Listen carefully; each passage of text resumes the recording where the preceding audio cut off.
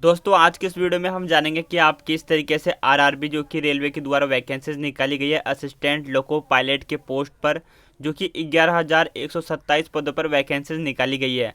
और सबसे अच्छी बात यह कि इसके अंदर सभी 10वीं पास कैंडिडेट अप्लाई कर सकते हैं और साथ ही आपके पास आईआईटी या फिर सर्टिफिकेट होना चाहिए। और इसके अंदर जो आपकी सैलरी है वो आपकी 19,900 रुपये तक आपकी सैलरी रहेगी। और इसी वीडियो में हम जानेंगे कि आपको किस तरीके से इसके अंदर फॉर्म फिलअप करना है, रजिस्ट्रेशन से लेकर प्रिंट तक। आपको इस वीडियो को पूरा कंप्लीट देखना है, बीच में स्किप बिल्कुल नहीं करना है, क्योंकि अगर आपसे कोई भी इन्फॉर्मेशन रह जाएगी तो आप अपना फॉर्म यहाँ पे गलत तरीके से आपका फिलअप हो सकता है। अगर आप चाहते हैं कि आपका पूरा फॉर्म सही राइट एकदम फिल कर सके तो आप इस वीडियो को पूरा कंप्लीट देखिए। तो इसके अंदर फॉर्म फिलअप करने से पहले हम इसकी कुछ बेसिक डिटेल्स देख लेते हैं कि क्या क्या यहाँ पे क्वालिफिकेशन है। बिना क्वालिफिकेशन को जाने इसमें आपको आवेदन नहीं करना है। तो इसके एप्लीकेशन फॉर्म 15 मई से लेकर 14 जून तक इसके फॉर्म फिलअप किए जाएंगे।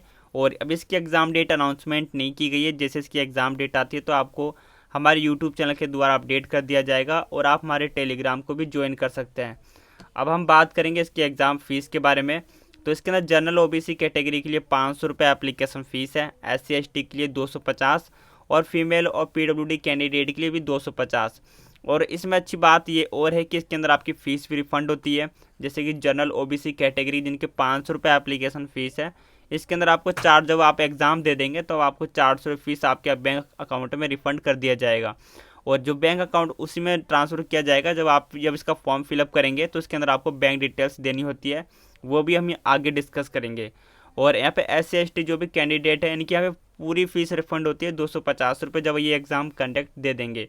और इसके बाद यहाँ पे जो क्वालिफ़िकेशन रखी गई है इसके अंदर असिस्टेंट लोको पायलट के लिए, यहाँ पर ओनली 10th पास कैंडिडेट यहाँ पे अप्लाई कर पाएंगे। साथ ही उनके पास ITI या फिर डिप्लोमा रिलेवेंट ट्रेड से अगर आपने कर रखा है और इस तो आप इसके अंदर अप्लाई कर पाएंगे।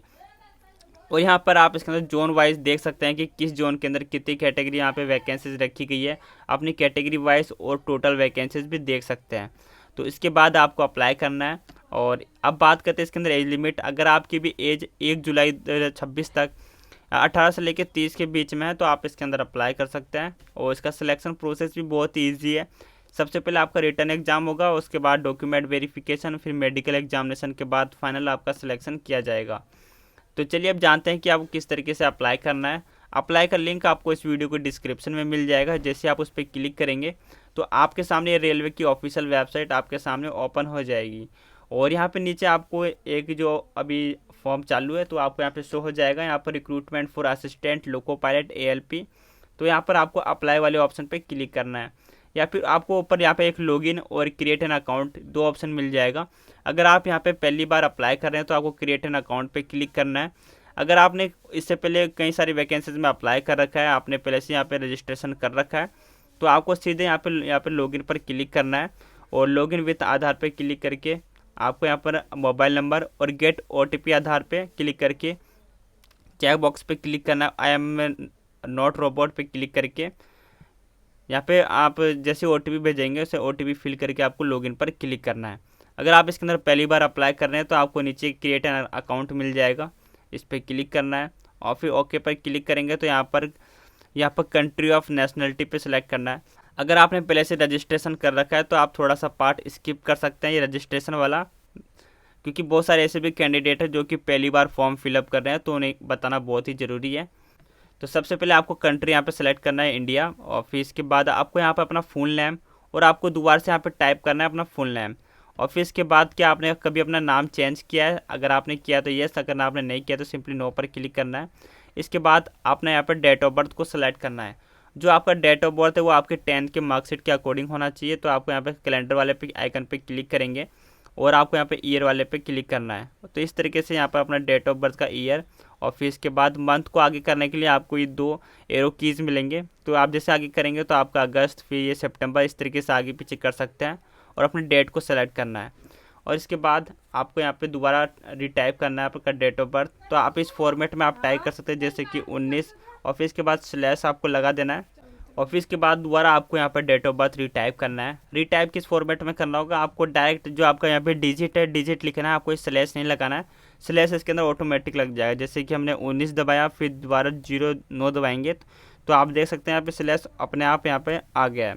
तो इस फॉर्मेट में आपको यहाँ पे लिखना है और इसके बाद अपने जेंडर को सेलेक्ट करना है। इसमें मेल फीमेल आप जो भी आपके यहाँ पे कैटेगरी है उसे सेलेक्ट करेंगे। यहाँ पे हर चीज़ को आपको 2 बार सेलेक्ट करना है कन्फर्मेशन के लिए। इसके बाद यहाँ पर अपना फादर नेम टाइप करने के बाद उसे दोबारा से आपको रीटाइप करना है, और फिर मदर नेम, और फिर दोबारा से आपको मदर नेम आपको टाइप करना है। इस तरीके से अपनी डिटेल्स आपको इस तरीके से हमें फिल कर देनी है। और इसके बाद आपको अपने कॉन्टैक्ट डिटेल्स देनी है।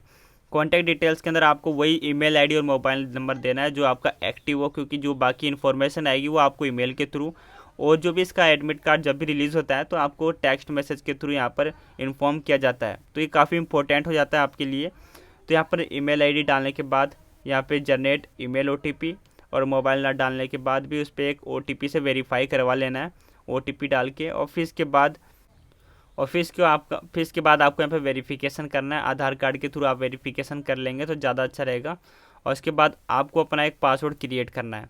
पासवर्ड क्रिएट करते समय यहाँ पे कुछ इंस्ट्रक्शन दिए गए हैं, तो वो भी आप यहाँ पे देख लीजिए। यहाँ पे password should have the combined, एक तो आपको कैपिटल लेटर यूज़ करना है, स्मॉल लेटर, और एक स्पेशल कैरेक्टर जैसे कि @ और यहाँ पर नंबर्स जैसे 1 2 3, इन सभी को मिक्स करके आपको एक स्ट्रॉन्ग पासवर्ड क्रिएट करना है। और सेम पासवर्ड आपको कन्फर्मेशन पासवर्ड में के अंदर यहाँ पे फिल कर देना है।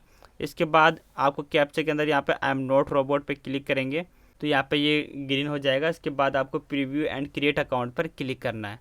तो इसके बाद आपका अकाउंट क्रिएट हो जाएगा। तो फिर आपको लॉगिन हेयर पर क्लिक करना है। तो दोबारा आपको लॉगिन विथ आधार। अब यहाँ पे आपको अपना मोबाइल नंबर, जो आपने अभी मोबाइल नंबर दिया था वो, और उसके बाद यहाँ पे गेट आधार ओटीपी, और फिर इसके बाद चेक बॉक्स पे क्लिक करके यहाँ पर आई एम नॉट रोबोट पे क्लिक करेंगे और लॉगिन पर क्लिक करना है।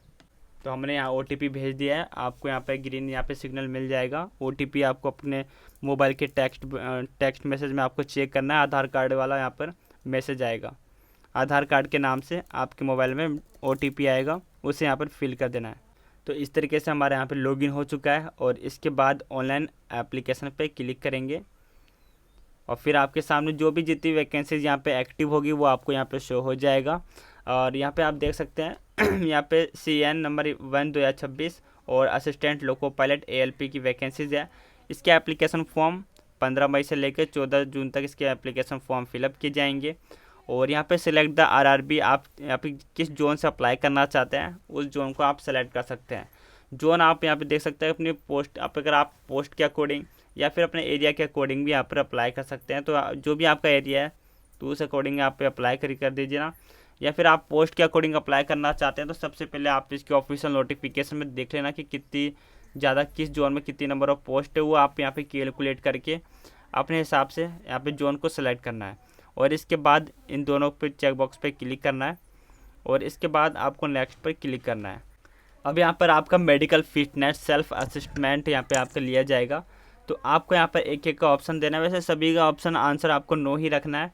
तो मैं आपको पढ़ के बता देता हूँ। Do you have any streaming या स्पीचिंग इमिडेटिंग, यानी क्या आप यहाँ पे बोलते समय कुछ हकलाते हैं, आपको या फंबल करते हैं, तो इसके अंदर आपको यहाँ पर नो पर क्लिक करना है। और इसके बाद do you have any hearing impairment, क्या आपको सुनने में कोई दिक्कत होती है, तो भी आपको यहाँ पर नो पर क्लिक कर देना है। और फिर इसके अंदर तीसरे वाले में पूछा गया है do you have unaided vision 6/6 in both eyes, क्या आपको दोनों आंखों से साफ एकदम क्लियर दिखाई देता है, तो आपको यस पे क्लिक करना है। और इसके बाद डू यू यूज़ स्पेक्टिकल्स, कि आप चश्मा यूज़ करते हैं, कॉन्टैक्ट लेंस, तो आपको यहाँ पे नो पर क्लिक करना है। इस 5 वाले ऑप्शन में आपको नो पर क्लिक कर देना है, और इसके बाद भी आपको यहाँ पर नो पर क्लिक करना है। तो इस तरीके से आप यहाँ पे इन ऑप्शन को मैं आपको दोबारा दिखा देता हूँ। आपको यहाँ पर पहले दूसरे में नो, और तीसरे वाले में यस पे क्लिक करना है, और चौथे में आपको नो, और बाकी आपको सभी में नो करना है। बस जो तीसरा ऑप्शन है इसमें खाली आपको यस पे क्लिक करना है। इसके बाद आपको कंटिन्यू पे क्लिक करके आगे बढ़ना है। और फिर इसके बाद मेंटल फिटनेस स्टैंडर्ड्स तो इसके अंदर आपको यहाँ पर नो पे क्लिक करके, और जो लास्ट वाला ऑप्शन है इसके अंदर यस पे क्लिक करना है, और आगे आपको कंटिन्यू पे क्लिक करके आगे बढ़ जाना है। और फिर मेडिकल कंडीशन, और अब क्वेश्चन नंबर 10, 11 और 12 और 13 इन सभी के अंदर नो पे क्लिक करना है। अब आगे कंटिन्यू पे क्लिक करेंगे तो बस आपको जल्दी से इन चेक बॉक्स तक पढ़ने की ज़रूरत नहीं है। आपको मैंने जो आपको बताया उस पर क्लिक करके आप जल्दी से आगे बढ़ सकते हैं, या फिर आप एक एक स्टेप्स को पढ़ के अपने हिसाब से उसका आंसर कर सकते हैं। इसके अंदर अभी आपको नो पर आंसर पे क्लिक कर देना है, क्योंकि इसका जो लगभग आंसर है नो में ही आपको देना है। बस एक दो क्वेश्चन थे जिसका हमने आंसर यस में दिया है। इसके बाद सबमिट पर क्लिक करना है। इसके बाद आपके सामने पूरा एप्लीकेशन फॉर्म ओपन हो जाएगा और आपके यहाँ पे जो पहले से आपने जो रजिस्ट्रेशन किया है तो वहाँ से आपकी कुछ बेसिक डिटेल्स वहीं से फैच हो जाएगी, तो आपको इसमें ज़्यादा कुछ फिल करने की ज़रूरत नहीं है। जैसे कि आपका नाम, फादर नेम और मदर नेम, जेंडर, ईमेल और मोबाइल नंबर आपका पहले से फैच कर लिया गया है। तो अब आपको यहाँ पे फिल क्या करना है, ओनली यहाँ पे मैरिटल स्टेटस दिख रहा है, आपको बताना है आपकी शादी हुई है या नहीं। अगर आपकी शादी नहीं हुई तो आपको अनमेरिड पर क्लिक करना है और इसके बाद रिलीजन को सेलेक्ट करना है। रिलीजन पर क्लिक करेंगे तो हिंदू, मुस्लिम जो भी आपका रिलीजन है उससे यहाँ पे फिल कर देना है। इसके बाद अपना मदर टंग यहाँ पे चूज़ करना है। आप हिंदी, गुजराती जो भी आपका मदर टंग है वो उससे सेलेक्ट कर सकते हैं। और इसके बाद चूज़ लैंग्वेज ऑफ एग्जामिनेशन कि आप किस लैंग्वेज में अपना एग्ज़ाम देना चाहते हैं, तो उसी पे सेलेक्ट करके आप हिंदी, इंग्लिश अपने अकॉर्डिंग आप यहाँ पर लैंग्वेज को चूज़ करना है। इसके बाद आपका परमानेंट फिजिकल मार्क, आपकी बॉडी पे कोई मार्क है तो आप पर यहाँ पे वो उस मार्क को लिख सकते हैं। अगर आपके पास कोई मार्क नहीं है तो आपको सिंपली यहाँ पे नो मार्क लिखेंगे और इसके अंदर सेकंड के अंदर भी आपको नो मार्क लिख देना है। अगर आपका कोई मार्क है तो आपको वो मार्क यहाँ पे लिखना है। इसके बाद यहाँ पर आपको कम्युनिकेशन एड्रेस के अंदर आपको कम्युनिटी आपकी इसके बाद आपकी कम्युनिटी डिटेल्स यानी कि आपकी कैटेगरी इसके अंदर आपको बतानी है कि आप किस कैटेगरी से बिलोंग करते हैं। अगर आप जनरल, SC ST से बिलोंग करते हैं तो आपके पास कास्ट सर्टिफिकेट होना चाहिए और अगर आप जनरल से बिलोंग करते हैं तो आपको कोई सर्टिफिकेट की ज़रूरत नहीं है। अगर आप OBC से बिलोंग करते हैं और अगर आपके पास सेंट्रल का कास्ट सर्टिफिकेट नहीं है तो भी आपको जर्नल से ही एप्लीकेशन को फॉर्म फिलअप करना है। अगर आपके पास कोई स्टेट लेवल का है तो वो इसमें आप वर्क नहीं करेगा क्योंकि ये जो वैकेंसीज है वो आपकी सेंट्रल लेवल की है और इसके अंदर आपका कास्ट सर्टिफिकेट भी सेंट्रल लेवल का होना चाहिए। तो हम यहाँ पे जर्नल को क्लिक करेंगे तो मैं आपको बताता हूँ। जैसे अगर आप OBC को क्लिक करेंगे तो यहाँ पर आपको यहाँ से पूछा जाएगा कि आप नॉन क्रिमिनल को सिलेक्ट करने के बाद आपको यहाँ पर अपनी डिटेल्स देनी पड़ेगी यहाँ पे कास्ट सर्टिफिकेट की। तो सिंपली हम यहाँ पे जर्नल को सेलेक्ट कर लेते हैं, हमारे पास सर्टिफिकेट नहीं है तो। और इसके बाद यहाँ पर आप अपना एड्रेस को फिल कर देना है और इसके बाद आपको सेव एंड नेक्स्ट पे क्लिक कर देंगे।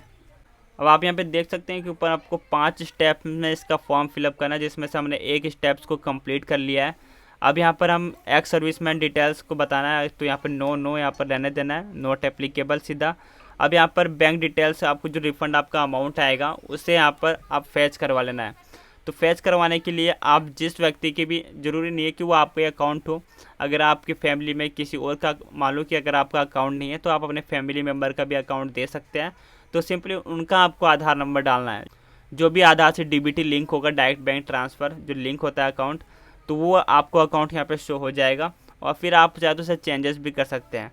तो हम यहाँ पे आधार कार्ड में आपको यहाँ पे फॉर एग्जांपल दिखाता हूँ। जैसे हमने यहाँ पे अपना आधार नंबर डाला तो यहाँ पे बैंक डिटेल्स देख सकते हैं कि यहाँ पे बैंक डिटेल्स हमारे यहाँ पर आ चुका है। अगर आप यहाँ पे चेंजेस करना चाहते हैं तो चेंज अकाउंट डिटेल्स पे क्लिक करके तो आपको फिर दोबारा यहाँ पे किसी का अकाउंट नंबर डाल के फिर आप चेंजेस कर सकते हैं। इसमें आपको मैनुअली अकाउंट नंबर डालने का ऑप्शन नहीं दिया गया है। तो इस तरीके से आपको बैंक डिटेल्स यहाँ पे सेलेक्ट करने के बाद आपको सेव और फिर इसके बाद नेक्स्ट पर क्लिक कर देना है। और फिर इनिशियल यहाँ पे क्वालिफिकेशन, जो इसमें क्या क्वालिफिकेशन मांगी गई है तो इसमें 10th लेवल मांगा गया है और 10th के अलावा आपसे ITI मांगा गया है।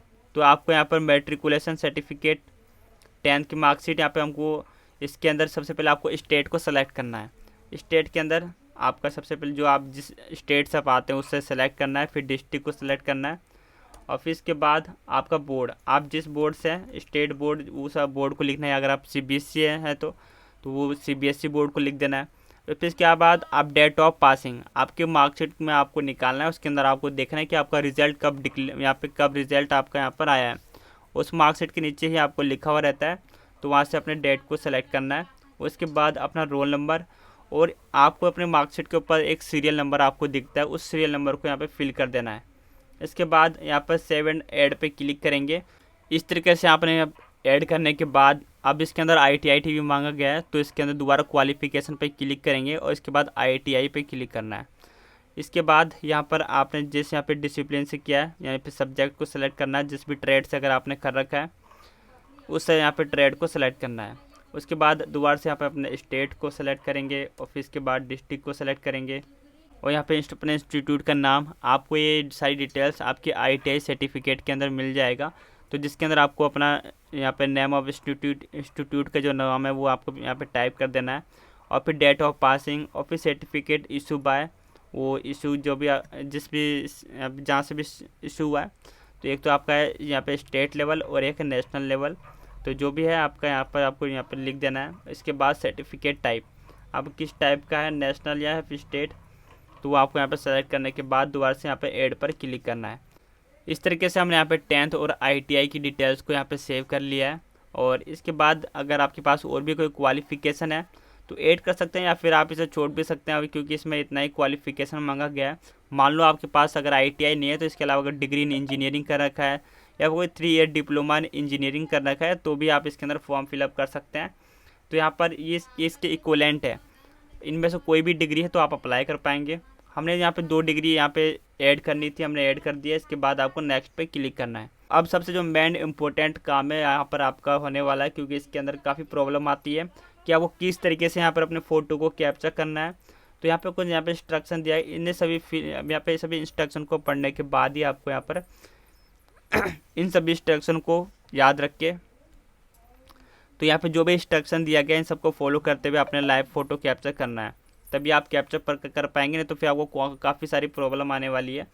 तो सबसे पहले आपको कैप्चर लाइव इमेज पे क्लिक करना है, और यहाँ पे ये भी ध्यान रखना है कि जो आपका ड्रेस है नॉन वाइट, तो सबसे पहले जो आपका ड्रेस है वो वाइट नहीं होना चाहिए, क्योंकि जो आपका बैकग्राउंड रहेगा वो वाइट रहेगा। और डार्क कलर, फिर मेंटेन कॉन्ट्रास्ट बैकग्राउंड, और फिर चूज़ लोकेशन था एकदम लाइट प्लेन वाला बैकग्राउंड होना चाहिए। और आपके फेस पे कोई मास्क और कोई कैप, कोई ग्लास आपको आपको नहीं पहनना है। अब आप जब फ़ोटो अपलोड करेंगे तो रीजन ऑफ अपलोडिंग फ़ोटो यहाँ पे UR ट्विन, यहाँ पे नो पे क्लिक करना है। दोस्तों इस फॉर्म को भरते समय जो ज़्यादा आपको प्रॉब्लम आने वाली है वो लाइव फ़ोटो कैप्चर के अंदर आने वाली है। तो मैं आपको एक सिंपल सा तरीका बता देता हूँ जिसके अंदर आपको कोई ज़्यादा प्रॉब्लम ना होगा। तो आपको यहाँ बैकग्राउंड में आपको सिंपल सा अपना वाइट यहाँ पे, तो आप जब अपना लाइव फ़ोटो कैप्चर करोगे तो सिंपल आपको अपना जो बैकग्राउंड है वो वाइट रखना है। वाइट के अलावा आप कोई सा बैकग्राउंड रखते हैं तो वो वर्क नहीं करता है, क्योंकि ये ऑटोमेटिक AI के द्वारा फैच कर लिया जाता है। तो मैंने भी काफ़ी जगह ट्राई किया, अलग अलग जगह, तो यहाँ पे लाइव कैप्चर सपोर्ट नहीं हुआ। जैसे मैंने अपने मुझे वाइट दीवार नहीं मिली तो मैंने एक वाइट कपड़ा लेकर उसके पीछे मैंने यहाँ पे फ़ोटो कैप्चर कर लिया है। तो आप देख सकते हैं कि मेरा यहाँ पे फ़ोटो लाइव यहाँ कैप्चर भी हो गया है। और फिर मैंने अपने मोबाइल से मैंने अपना सिग्नेचर अपलोड करके मैंने सेव कर दिया। तो अगर आपको भी इस तरीके से प्रॉब्लम आती है तो यहाँ पर अपने कंप्यूटर से आप लॉग आउट करके मोबाइल में के अंदर आप लॉगिन करना क्रोम पर ही, फिर वहाँ पे लाइव कैप्चर करके आप सेव करके फिर दोबारा से आप अपने कंप्यूटर डेस्कटॉप में से वापस ओपन कर सकते हैं। और फिर इसके बाद आपको नेक्स्ट पे क्लिक करना है। तो उस पर क्लिक करने से पहले आपको यहाँ पे चेक बॉक्स पे क्लिक करेंगे, इसके बाद ही हमको यहाँ पर नेक्स्ट पे क्लिक करना है। क्लिक करने के बाद वो हमारा सारा डाटा सेव हो जाएगा। और इसके बाद अब हम यहाँ पे प्रेफरेंस सेलेक्ट करना है कि आप किस जोन के अंदर, मतलब किस जोन के अंदर आप वर्क करना चाहते हैं। तो यहाँ पे 2 है, तो आप यहाँ पे दोनों, जो इन दोनों में से जो पहला प्रेफरेंस देना चाहते हैं तो उस नंबर पे आपको सेलेक्ट करना है। यहाँ पे 2 ही यहाँ पे 2 ऑप्शन थे तो हमने यहाँ पे सेलेक्ट कर लिया है। और इसके बाद दोबारा से हम चेक बॉक्स पे क्लिक करेंगे और यहाँ पर एक और चेक बॉक्स पे क्लिक करेंगे। और पैलेस, यहाँ पे एंटर पैलेस, यानी कि आप जिस सिटी से हैं तो अपने सिटी का नाम लिख सकते हैं। लिखने के बाद आपको यहाँ पे डेट शो हो जाएगी। इसके बाद आप प्रीव्यूज़ पे क्लिक करके आप अपने जितना भी डाटा फिल किया है वो आपको दोबारा उसका प्रीव्यू ले सकते हैं। अगर आपको लगता है कि आपने सारा डाटा सही किया है तो आप यहाँ पे सिंपली सेव करके यहाँ पे प्रीव्यू आपको एप्लीकेशन यहाँ पे करना ही होगा। इसके बाद आपको अपना सारा डाटा यहाँ पे शो हो जाएगा। इसके बाद नीचे स्क्रॉल करके सारा डाटा यहाँ पे अगर आपका सही है तो आपको यहाँ पर I have recheck avoid details not found, यहाँ पे फाउंड करेक्ट, यहाँ पे यानी कि आपका सारा डाटा सही है। तो आप इस पर चेक बॉक्स पे क्लिक करेंगे। अगर आपको लगता है कि आपसे कोई मिसिंग हो गई है आपको, या फिर कोई स्पेलिंग गलत है, तो यहाँ पर नीचे आपको एक एडिट का बटन मिलेगा, इस पर आप क्लिक करके उसे एडिट भी कर सकते हैं। अगर आपका सारा डाटा ठीक है तो आप यहाँ पे सबमिट पर क्लिक करेंगे और आपके सामने कुछ इस तरह का इंटरफेस ओपन हो जाएगा। आपके पास ये लास्ट कन्फर्मेशन है यहाँ पे सबमिट करने के लिए। तो दोबारा से अगर आप इस पर सबमिट पर क्लिक करेंगे तो ये फॉर्म हमारा यहाँ पर अब पेमेंट मोड आ जाएगा। ये फॉर्म तो सबमिट, मतलब अभी सामने सबमिट किया है, लेकिन जो फाइनल सबमिट है वो पेमेंट करने के बाद ही होता है। तो अभी आप यहाँ पे देख सकते हैं कि यहाँ पे जो 500 यहाँ पे 500 रुपये एप्लीकेशन फ़ीस है। और इसके सबसे अच्छी बात है कि जब आप इसका एग्ज़ाम दे देंगे तो आपको 450 रुपये वो आपकी रिफ़ंड भी आ जाएगी। अब यहाँ पर आपको जो पेमेंट करना है और आपका डिटेल्स यहाँ पे शो होगा। इसके बाद आपको पे विथ SBI ई पे एक ही ऑप्शन है, यहाँ पर चेक बॉक्स को क्लिक करने के बाद प्रोसीड पर क्लिक करना है। क्लिक करने के बाद आपके सामने एक गेटवे ओपन हो जाएगा। आप इन सभी डिटेल्स को फिल करना चाहे तो कर सकते हैं, या फिर डायरेक्ट आपको यहाँ पर पे नाउ पे यहाँ पे एक ऑप्शन मिलेगा। अब यहाँ पर आपको कई सारे ऑप्शन है, यहाँ पर डेबिट कार्ड, क्रेडिट कार्ड और इंटरनेट बैंकिंग, यूपीआई। सबसे बेस्ट है यहाँ पे यूपीआई का। तो आप यहाँ पे क्यूआर कोड जनरेट करके बहुत ही आसानी से अपना एक क्यूआर कोड जनरेट होगा, उससे आप अपने मोबाइल में अपने किसी भी यूपीआई ऐप्स को ओपन करके स्कैन करके आप इसका पेमेंट कर सकते हैं बहुत ही आसानी। जैसे आप पेमेंट करेंगे विथिन 2 सेकेंड में आपका यह कन्फर्मेशन हो जाएगा।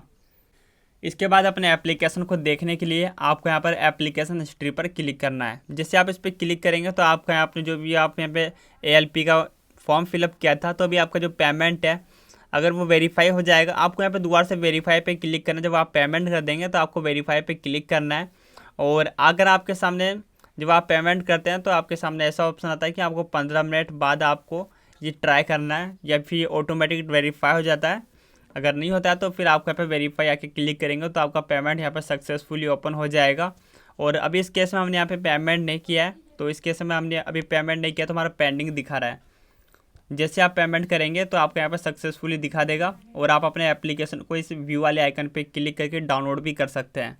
तो दोस्तों आप भी इस तरीके से इन सिंपल से स्टेप्स को फॉलो करके बहुत ही आसानी से अपना फॉर्म फिलअप कर सकते हैं। अगर फिर भी आपको फॉर्म भरते समय कोई भी परेशानी होती है या फिर किसी कहीं आपको समझ में नहीं आता है तो आप मुझे कमेंट बॉक्स में पूछ सकते हैं, हम जल्दी उसका रिप्लाई करेंगे। तो और भी हमारे चैनल पे इसी तरह की 10वीं 12वीं पास कैंडिडेट के लिए एप्लीकेशन फॉर्म किस तरीके से भरना है, हर वैकेंसी के बारे में बताया जाता है। आप हमारे चैनल को चेकआउट जरूर कीजिए। अगर आपको कंटेंट अच्छा लगे तो इस वीडियो को लाइक कीजिए, अपने दोस्तों के साथ जरूर शेयर करें और साथ ही हमारे चैनल को सब्सक्राइब करके बेल आइकन जरूर प्रेस करें। और भी इसी तरह की ऑफिशियल नोटिफिकेशन के लिए आप हमारे टेलीग्राम को भी ज्वाइन कर सकते हैं, जाके आपको तुरंत सभी अपडेट्स मिलती रहेगी। तो जल्दी मिलेंगे किसी नेक्स्ट वीडियो में, तब तक के लिए बाय, जय हिंद।